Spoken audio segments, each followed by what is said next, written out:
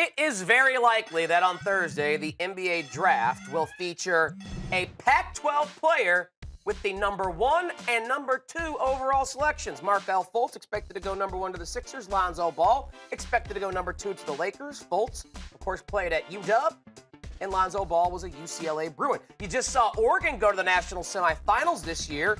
So I ask you, Tim Doyle, is the Pac-12 back, or is that an overreaction? I think that's overreaction. All right, back to where? Where Lou Alcindor was winning every single game at UCLA. Back to where Bill Walton was dominating up and down the floor. You know, I think it's great that the Pac-12 had an excellent year from an exposure standpoint because UCLA was good. And when UCLA is good, that's great for the entire conference. Now, I don't want to take it away from Arizona and what they've done history-wise over the last 25 years. They've been very, very good on a national scale. Right. But it's just not as sexy to go to UCLA as it once was. Because there's so many options out there. You know, UCLA was the brand. That's where we wanted to go to school. Right.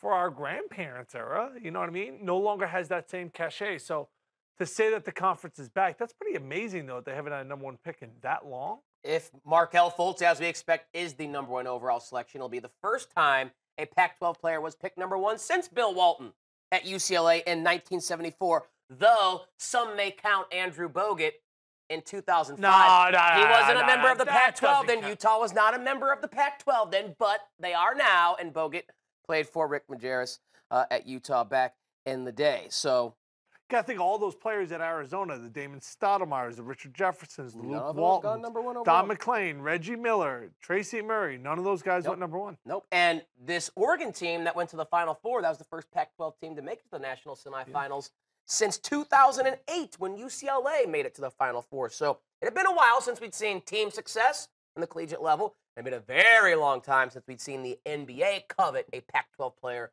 the way they do right now. You got to go back to 74 when Bill Walton was number 1 overall pick, but it appears that streak will come to an end with Markelle Fultz at 1 and might go back-to-back. Lonzo Ball at number 2. For more NBA and college basketball discussions, they are waiting for you on demand on your favorite 120 platform. Just search your favorite team, player, or school and find them on demand.